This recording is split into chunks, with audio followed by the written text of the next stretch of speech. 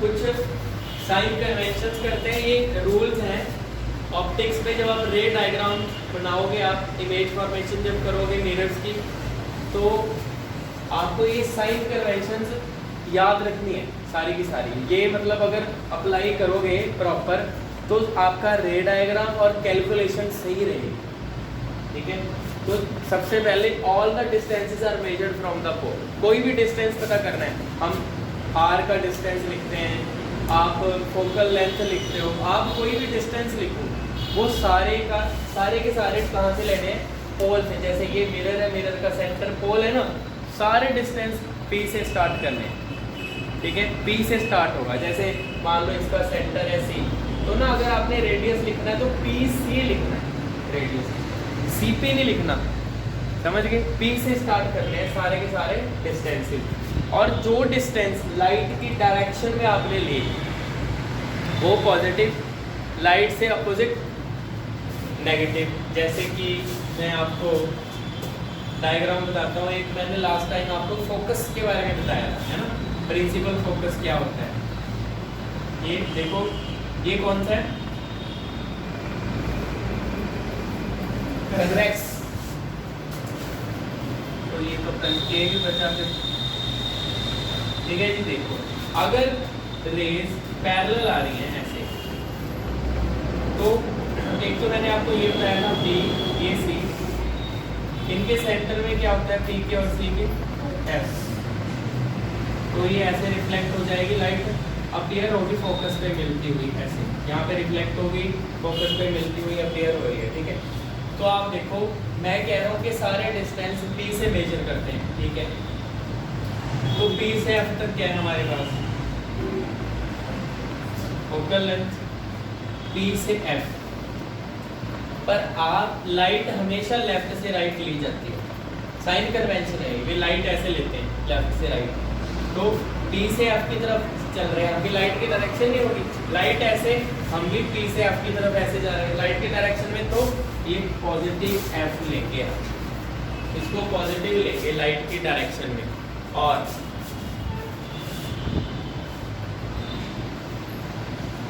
यहाँ पे देखो, इस केस में अगर रेज पैरेलल यहाँ पे आती हैं,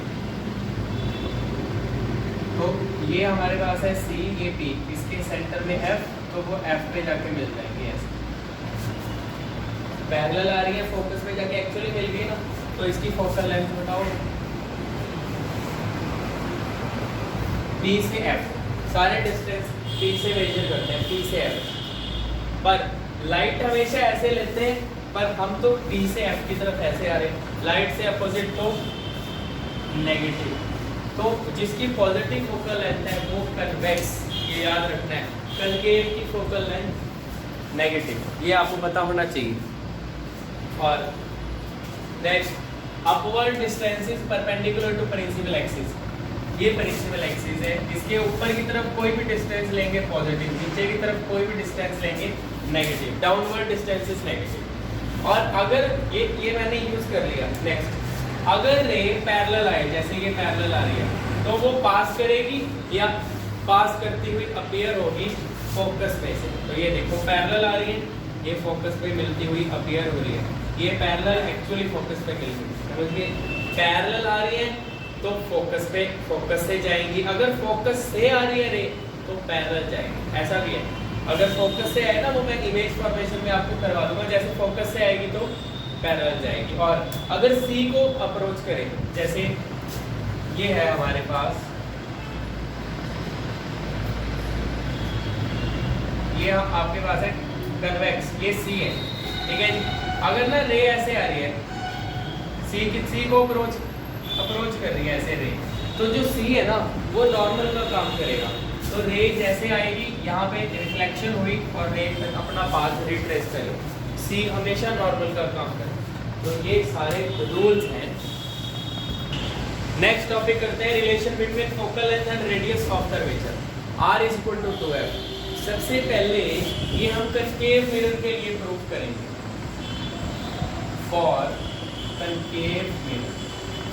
देखो जो फोकस है हमेशा P के और C के बीच में लेते हैं ना फोकस, तो फोकल लेंथ हमेशा हाफ होती है रेडियस, या रेडियस डबल होता है फोकल लेंथ। तो ये मैथमेटिकली प्रूव करेंगे हम। इसके लिए सिंपल सा एक रे डायग्राम बनाएंगे। ये हमारे पास है कनकेव मिरर। तो कनकेव मिरर का ये हमने ले लिया C और ये P। अगर रे पैरेलल आए, कहाँ से पास करते हैं? अगर कोई रे पैरेलल आए तो फोकस से पास करती है, और फोकस बिल्कुल सेंटर में बनाया जाता है। मान लो एक रे आ रही है पैरेलल ऐसे, पहले आप समझ लेना ये अच्छे से। तो ये फोकस से पास करेगी ऐसे, ठीक है जी। तो मान लिया हमने कि हमारे पास जो रे आई ना वो O से A एक रे हमारे पास है। अब मैंने आपको बताया था इससे पहले, C हमेशा किसका काम करता है? C क्या रोल प्ले करता है? नॉर्मल का रोल प्ले करता है C। तो ये यहाँ पे इंसिडेंट कर रही है, और जहाँ पे इंसिडेंट की तो उस पर ये नॉर्मल हुआ। जैसे रे आती है ऐसे, यहाँ पे इंसिडेंट की तो नॉर्मल बना देते हैं, जितने एंगल पे आई उतने पे वापस, है ना।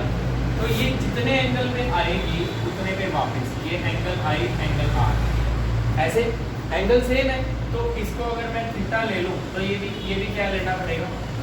थीटा। और ये डायग्राम ध्यान से देखो। अब देखो ये जेड बन रहा है, जेड ऑल्टरनेट एंगल, जितना ये उतना ये बन रहा है ना ऐसे। जेड वाले ऑल्टरनेट होते हैं, इक्वल होते हैं। अगर ये थीटा प्लस थीटा 2 थीटा है तो ये भी 2 थीटा है। ऊपर से परपेंडिकुलर ले लिया ऐसे, n परपेंडिकुलर हमने ले लिया है, ठीक है।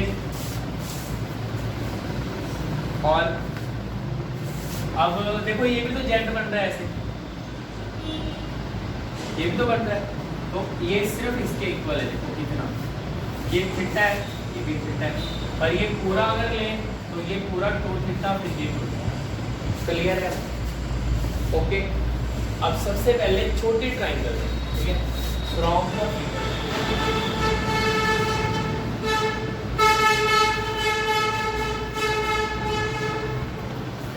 आप एंगल लिख सकते हो अगर लिखना चाहो तो, या एक मिनट एंगल रहने तो डायरेक्ट आप इसमें लिखो इन ट्राइंगल AFN। छोटी ट्राइंगल में tan 2 थीटा कितना आएगा हमारे पास? Perpendicular by base AN by NF।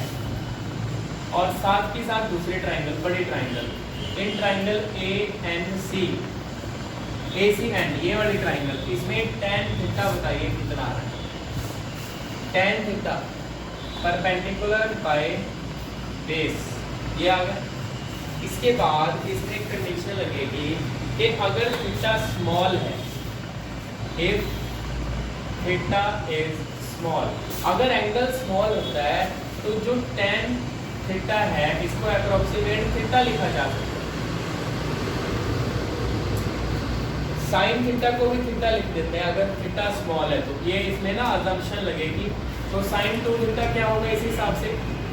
2 theta, जो थीटा है पूरा वो लिखा जाएगा अगर थीटा स्मॉल है तो therefore equation 1 and 2 becomes, therefore equation 1 and 2 becomes, आप इसको क्या लिखोगे? 2 theta is equal to AN by N। आप इसको क्या लिखोगे? Theta AN by NC। Equation number 3, equation number 4 done. अब देखो ये 2 पहले देख लो, समझ लो, ज़्यादा बड़ा नहीं है। ये थीटा की वैल्यू यहाँ AN बाय NC यहाँ पे लिख देना यूजिंग इक्वेशन 4 यूज कर लिया इसमें, ठीक है। लाइन लगा सकते हो बीच में लगाने। सो ये AN से AN कैंसिल, हमारे पास कितना आ गया? 2 by NC equal to 1 by NF। इसके बाद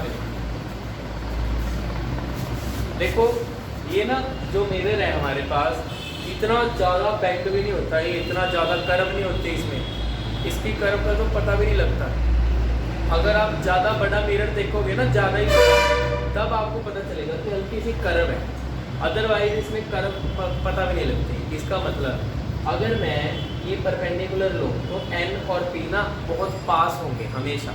अगर ये हल्का सा ऐसे हो, कर्व बहुत कम है ना, अगर मैं परपेंडिकुलर लेता भी हूँ ना तो ये बहुत कम होगा डिस्टेंस, एन और पी बहुत पास होते हैं। तो आप लिखोगे N since N lies close to P, जो एन है वो पी के बहुत पास रहता है। तो यहाँ पे जो हमारे पास एन सी और एन एफ है, एन सी और एन एफ, एन सी को अप्रोक्सीमेट में क्या लिख सकता हूँ, पी सी, क्योंकि एन और पी तो पास पास है, एन की जगह पी यूज कर लिया, ऐसे ही एन एफ को डी एफ लिख लिया।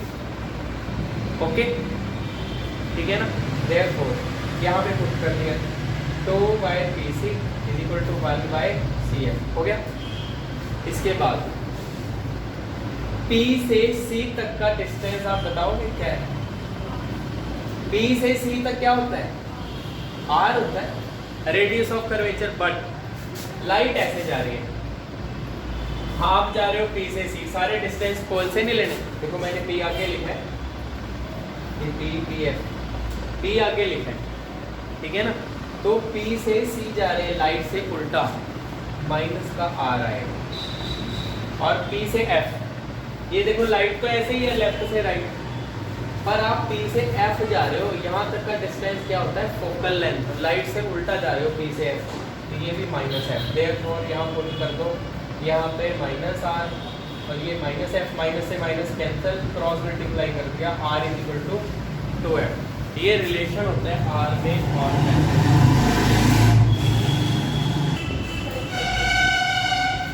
R is equal to 2F prove करते हैं और कन्वेक्स मिरर। देखो ये हमारे पास है कन्वेक्स,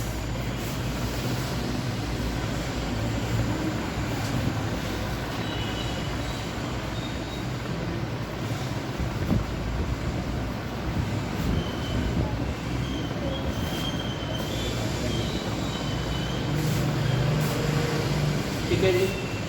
कन्वेक्स में ये हमारे पास है C, ये P और ये F। अगर एक रे पैरेलल आती है ऐसे, अब देखो ये ना सेम कब रहेगा, जो हमने ये पूरा लिखा है, अगर आप ना सिंबल सेम यूज करते हो सेम रहेगा। तो इंसिडेंट रे हमने पहले OA ली थी, ये भी OA लेंगे, तो ये ना ऐसे हो जाएगा, देखो ये ऐसे ऊपर की तरफ चली जाएगी, ऐसे होता है ना, क्योंकि ये डाइवर्ज करता है बाहर की तरफ, और A से जो परपेंडिकुलर हमने लिया ये एंगल, ओके। पर इसमें जो एंगल वगैरह है वो देखो, थोड़ा ध्यान से देखना इसमें, ये C से ना ये जो लाइन है ये नॉर्मल का काम कर रही है, ये लाइन, तो ये रे आई, ये एंगल ऑफ इंसिडेंस आई, ये ऊपर की तरफ रिफ्लेक्ट करके एंगल R नॉर्मल के साथ, क्योंकि ये C से जो ये लिया हमने नॉर्मल है, ये angle I angle R, but क्योंकि सेम रहते हैं रिफ्लेक्शन में, तो दोनों क्या है थीटा, ये भी थीटा ये भी थीटा, डन। अब एक लाइन ये, एक लाइन ये, तो अगर ये थीटा है तो इसका अपोजिट ये भी क्या है, थीटा होगा ना, थीटा होगा ये। आगे और इसके बाद बताओ एंगल, इसके बाद कैसे यूज करें। तो देखो ये लाइन, एक ये और एक ये पैरेलल लाइन है, अगर पैरेलल लाइनों को ऐसे कोई रे कट करे, ये वाले एंगल कॉरेस्पॉन्डिंग होते हैं इक्वल, तो ये इसके पैरेलल है और ये लाइन ऐसे कट कर रही है, तो अगर ये एंगल थीटा है तो ये भी क्या होगा, थीटा हुआ ना। और देखो इस ट्राइंगल का ये दो इंटीरियर है, ये एक्सटीरियर एंगल है, एक्सटर्नल एंगल बोलते हैं, तो थीटा प्लस थीटा के इक्वल, तो थीटा ऐसे होता है ना, तो ये थीटा प्लस थीटा 2 थीटा। अब एक बार देख लो, उसके बाद नोट करना, पहले सारा देखो एक बार। अब देखो दो ट्राइंगल लेंगे, ये पॉइंट A, एक तो A एंड F और दूसरी A एंड C। पहले देखो A F N, ये वाली, इसमें 2 थीटा है, tan 2 theta is equal to perpendicular AN by base NN, same है ना, सेम जा रहा है सारा कुछ। फिर इस ट्राइंगल में A एंड C में perpendicular A N by N C. Done. Same condition लगाएंगे कि अगर थीटा स्मॉल है तो tan टू थीटा को टू थीटा लिख सकते हो, tan थीटा को थीटा लिख दिया, ये सेम लिख दिया बिल्कुल A N by N C A N by N F. Done. अब ये थीटा की वैल्यू ये यहाँ से पुट करके इसमें लिख दी, ए एन से ए एन कट के ये यहाँ तक सेम। अब क्योंकि इसमें भी एन और पी हमेशा ही क्लोज होते हैं, बहुत पास। Since N lies close to P, तो एन सी को पी सी, एन एफ को पी एफ लिख दिया, ये लिख दिया यहाँ पे। बट पी सी बताओ क्या है, पी से सी तक आर और पी से एफ तक focal length F. But light ऐसे आ रही है, ऐसे आ रही है ना लाइट, हम भी पी से सी ऐसे जा रहे हैं, लाइट की डायरेक्शन में पॉजिटिव, और पी से एफ भी पॉजिटिव, सिर्फ लास्ट में चेंज है, लास्ट में। तो यहाँ पे पॉजिटिव वैल्यूज लेनी है, ऐसे positive R positive, cross multiply कर दिया R equal to totally same. ये सेम इसलिए हुआ क्योंकि हमें ना रे डायग्राम में सारे सिंबल वही रखे। देखो पी एफ और सी ये तो स्टैंडर्ड ही है, इसको चेंज करेंगे ही हम, बाकी हमने सेम लिया। Next topic, image formation by concave. First case, when object is placed at infinity। अगर आपने ऑब्जेक्ट इंफिनिटी पे रखा है तो कैसी इमेज बनेगी?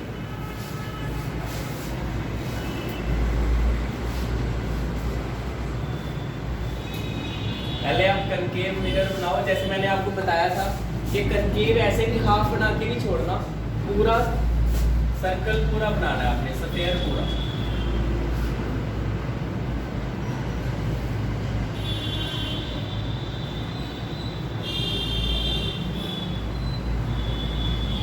देखो ये हमारे पास है, इसका सी पी एफ बिल्कुल सेंटर, ठीक है। आप सिर्फ ये बताओ, जब ऑब्जेक्ट इंफिनिटी पे है बहुत ज्यादा दूर, रेज कैसे आती हैं? अगर ऑब्जेक्ट इंफिनिटी पे होता है तो रेज कैसे आती हैं? पैरेलल आते हैं। रे पैरेलल है कि प्रिंसिपल एक्सिस के ऑब्जेक्ट ज्यादा दूर है, इसलिए तो रेज अगर पैरेलल आती हैं तो ये मैंने आपको साइन कन्वेंशन में लिखवा दिया। अगर रेज पैरेलल आई तो फोकस पे, यहाँ पे एक्चुअल में मिलेंगे फोकस पे, यहाँ पे रिफ्लेक्ट होने के बाद ये फोकस पे ऐसे यहाँ पे मिल जाएंगे। तो जो इमेज ये बन रही है वो फोकस पे बनेगी इमेज। ओके, सो इसका first point, image is formed at focus. Second, ये देखो रेज यहाँ पे एक्चुअल में मिल रही है, जहाँ पे रेज एक्चुअल में मिले ये रियल एंड इन्वर्टेड इमेज है, real and inverted image. Third, highly diminished image, highly diminished image, बहुत ही ज्यादा छोटी इमेज बनती है, बस एक पॉइंट नजर आ रहा है, इतनी छोटी इमेज है। सेकंड केस करते हैं, when object is placed beyond C, अगर C से दूर रखा है ऑब्जेक्ट को, ठीक है, ये मान लो ए भी ऑब्जेक्ट है और अगर रे पैरेलल जाए फोकस से पास करेगी और C से जो रे पास करती है वो नॉर्मल का काम करती है, तो ये नॉर्मली जाएगी क्योंकि C नॉर्मल है ना। नॉर्मली अगर जाए तो रिफ्लेक्ट करके अपना पाथ रिट्रेस बैक जाएगी। सो ये दो रेस यहाँ पे मिल रही है, तो ना यहाँ पे इमेज बनती है ऐसे, ए डैश बी डैश। तो ये ऑब्जेक्ट पड़ा है, छोटी इमेज बनती है, देखो उल्टी इमेज बन रही है और वैसे भी इन्वर्टेड तो नजर आ रही है इसमें, और एक्चुअल में रेस मिल रही है, जहाँ पे दो रेज इंटरसेक्ट करें वहीं पे इमेज बनती है। यहाँ पे A dash B dash is real and inverted image. So आप इसमें लिखोगे image is formed at between C and F, C के और F के बीच में इमेज बन रही है। Second, real and inverted image, real and inverted image. Third, size of image is less than the size of object. छोटी image बन रही है ऑब्जेक्ट।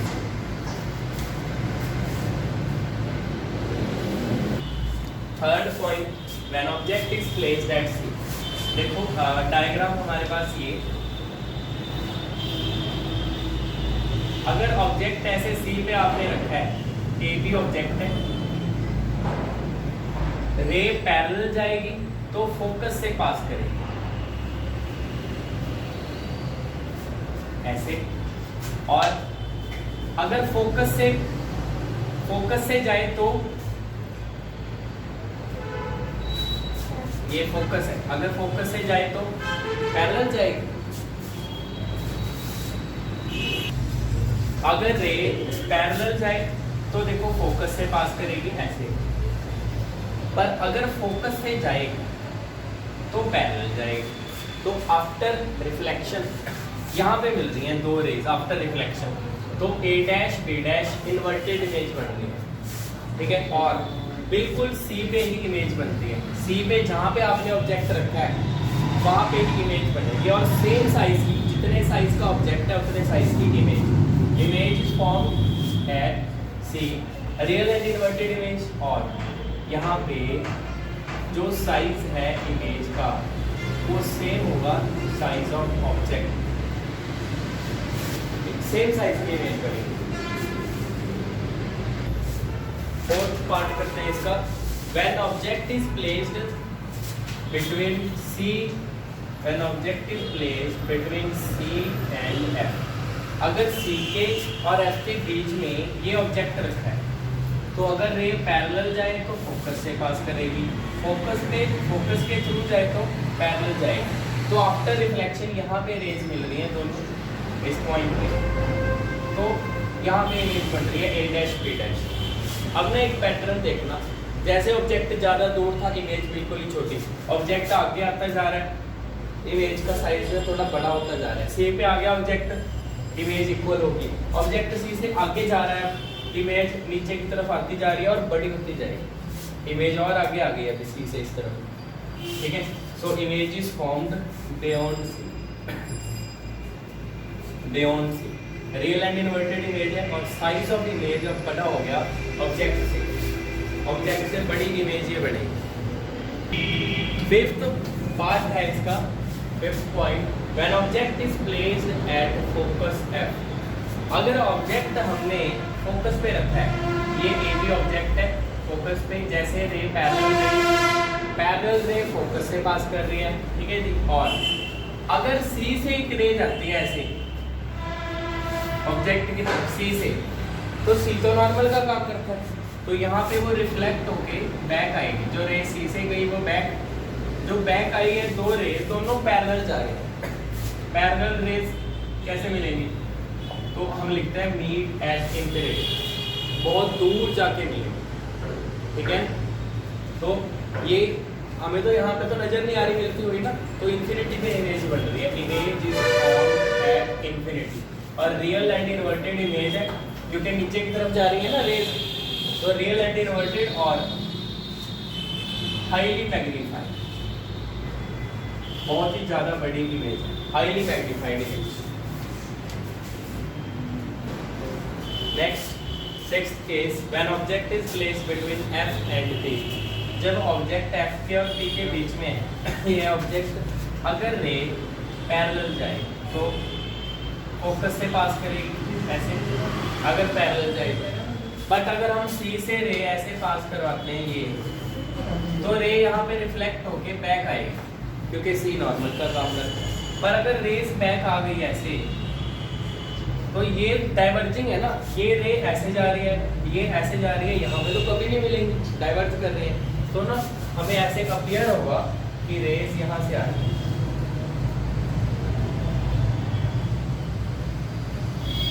तो इस पॉइंट पे ये मिल रही है रेस, तो यहाँ पे ये मिलती हुई अपीयर हो रही है, इसीलिए ये ए डैश और बी डैश यहाँ पे एक्चुअल में नहीं मिल रही रेस। ये एक सिंगल ऐसा केस है इसमें, सिक्स्थ केस, जहाँ पे वर्चुअल एंड डायरेक्ट इमेज बन रही है। सीधी इमेज है ना, देखो ऊपर ही बनी है, साइज में बड़ी image. Image is formed behind the mirror, इसी में बनती है बिहाइंड द मिरर बस, ठीक है। और virtual and direct image is form, size of image is greater than size of object. Magnified image यहाँ पे हमेशा एक बड़ी इमेज होगी। तो ये टोटल 6 केसेस कंप्लीट हो गए। नेक्स्ट करते हैं कन्वेक्स मिरर की images.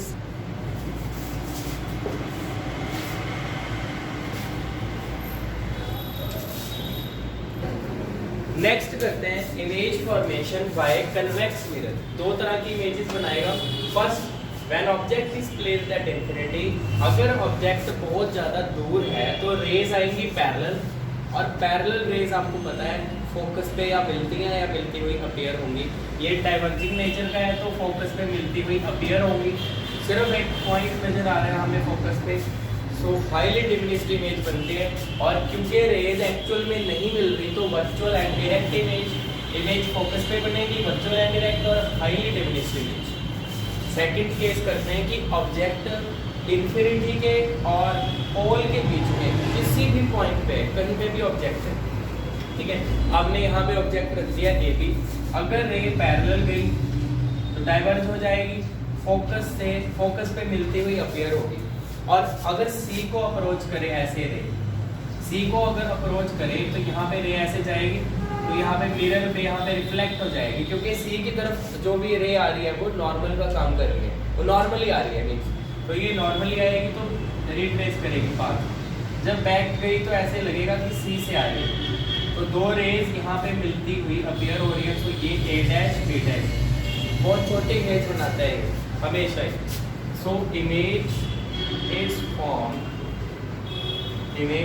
Formed between P and F, P के और एफ के बीच में, क्योंकि रेज एक्चुअल में नहीं मिल रही, सो ये वर्चुअल एंड डायरेक्ट इमेज बनाता है हमेशा।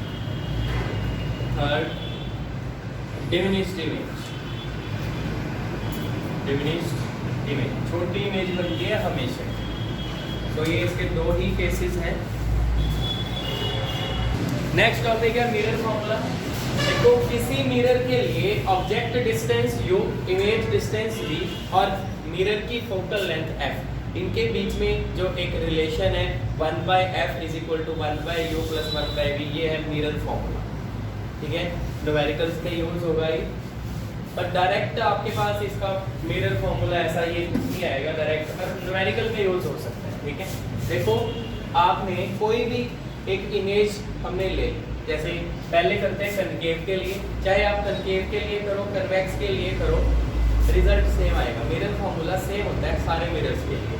तो ये आपने कनकेव लिया, ऑब्जेक्ट सी से दूर रखा है, इमेज बन गई सी के और एफ के बीच में, हो गया। हम क्या करते हैं, ये जो ले गई है यहाँ से बी एल, परपेंडिकुलर जरूर लेना है, ये परपेंडिकुलर लेना, ठीक है जी। तो इसमें देखो ये दो ट्राइंगल सिमिलर है, triangle A B C is similar to triangle A dash B dash C, और ये दो ट्राइंगल सिमिलर है ऐसे, triangle F N L is similar to triangle A dash B dash F, ये A dash B dash F और ये F and F similar है ना। अब हम सिमिलर ट्राइंगल्स की साइड्स की रेशियो भी क्या रहती है, इक्वल, तो हमने जो साइड्स यूज करनी है वो परपेंडिकुलर और बेस, हाइपोटेन्यूज इसमें यूज नहीं करते क्योंकि वो किसी काम का नहीं है यहाँ पे। तो इसका perpendicular A dash B dash, पहले ये दो ये पेयर ले रहा हूँ पहले, तो इसका परपेंडिकुलर पहले छोटे ट्राइंगल बाय बड़ी ट्राइंगल का परपेंडिकुलर ये, फिर छोटी का बेस सी ए डैश, फिर बड़ी ट्राइंगल का बेस सी ए, हाँ जी हो गया। नेक्स्ट इक्वेशन नंबर 1, अब ये दो सिमिलर है, साइड्स की रेशियो भी क्या है, इक्वल, तो इसका perpendicular A dash B dash, फिर इसका परपेंडिकुलर एल एन, इसका बेस a डैश f, इसका base f n। Equation number, अभी एक मिनट, इक्वेशन नंबर 2 देंगे, पहले समझो आप, बाद में लिख लेना, मैं जल्दी खत्म कर दूंगा इसको, आप समझो। एल एन, ये एल एन किसके इक्वल है?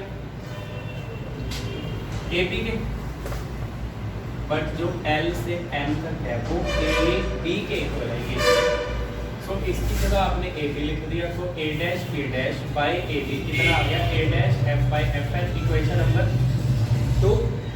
सो from 1 and 2, from equation 1 and 2 देखो A dash B dash by A B, A dash B dash by A B same है, तो इनको भी इक्वेट करेंगे। C A dash by C A is equal to A dash F by F N. ये आ गया हमारे पास equation number 3 आ। अब समझो, मैंने आपको क्या बताया था? All the distances are measured from pole, पर इसमें कहीं भी पी नजर नहीं आ रहा। पी है कहीं नहीं, पी इसमें नजर ही नहीं आ रहा, तो पोल से कंसीडर करने हैं सारे। वो पोल से कैसे लेंगे हम? देखो सी ए डैश, डायग्राम में देखो ये हमारे पास है सी ए डैश, है ना ये, पर इसको पोल से क्या मैं ऐसे लिख सकता हूँ? P C minus P A dash. हमें चाहिए सिर्फ इतना सी ए डैश। अगर पूरे पी सी में से P A dash, P C minus P A dash क्या बन रहा है? सी ए डैश ही बच रहा है ना, बस डिस्टेंस कहाँ से स्टार्ट हो गया? पी से। सिमिलरली सी ए को हम कैसे लिखेंगे? सी ए, आप बताओ, ये है सी ए, इसको ऐसे लिख सकते हैं P A minus P C लिख सकते हैं। और ए डैश एफ, ये ए डैश ये F, P A dash minus P F, ऐसे ही करेंगे। ए डैश एफ आ गया, और F N, F N direct, ये आप डायरेक्ट कर सकते हो। वो कैसे? जो n से f तक का डिस्टेंस है अप्रोक्सीमेटली पी एफ के इक्वल होगा, because n lies close to p। मैंने लास्ट भी आपको बताया था n हमेशा p के पास होता है, n lies close to p। जो n है वो p के पास है, जो n है ना वो p के पास है। तो आप जो nf है, ये वाला fn या nf, इसको अप्रोक्सीमेट pf कर सकते हो आप, कोई प्रॉब्लम नहीं है। समझ गए? ये सारी वैल्यूज फ्री में पुट कर।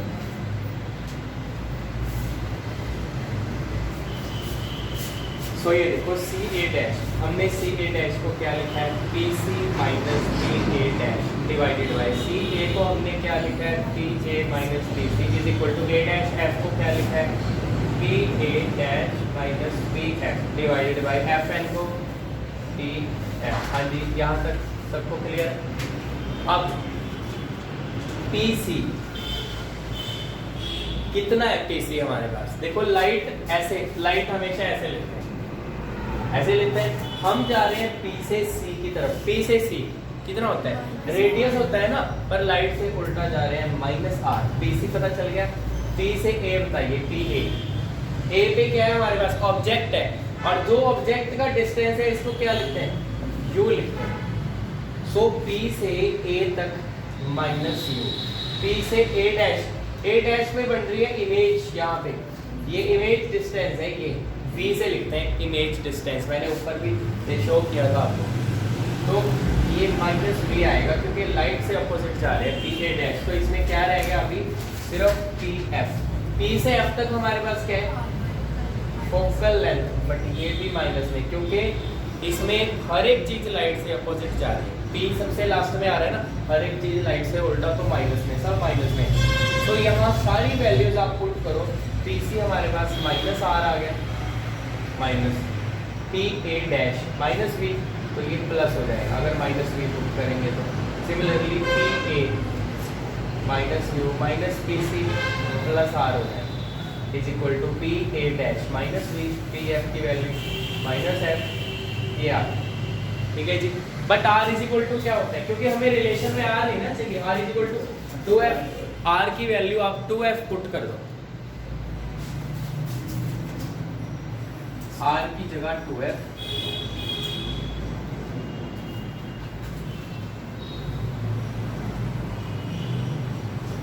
इसके बाद में आपको यहाँ पे करा सिर्फ क्रॉस मल्टीप्लाई करनी है। देखो इसको क्रॉस मल्टीप्लाई करके कितना आ गया हमारे पास, इसको इससे मल्टीप्लाई करो, माइनस एफ को मल्टीप्लाई किया, आपके पास आ गया 2f² minus V F is equal to, ये मल्टीप्लाई किया, पहले u को किया uv minus 2vf minus uf plus 2f², ये आ गया क्रॉस मल्टीप्लाई करके। और ये 2f² दोनों तरफ कैंसिल, ये vf है, ये vf इस साइड ले आए हम, देखो इस तरफ आके ये आपके पास आ गया 2vf, माइनस का vf ऑलरेडी है, uf भी इस तरफ आके plus 2vf minus 1vf, vf plus uf is equal to uv, f हमने ले लिया कॉमन, अंदर बचा u प्लस v। हम क्या करेंगे, f दूसरी तरफ भेज देंगे, uv इस तरफ, ठीक है ना, वैसे ही यहाँ पे v था, ये u था, ऐसे लिखो कोई बात नहीं। तो यहाँ पे f हमने दूसरी तरफ भेज दिया, 1/f uv नीचे ले आए, सेपरेट कर दिया, v/uv u by u, तो u से u कैंसिल, v से v कैंसिल, आपके पास कितना आ गया, ये 1/f is equal to 1/u plus 1/v, which is mirror form, which is required mirror form। ये आ गया आपके पास मिरर फॉर्मूला।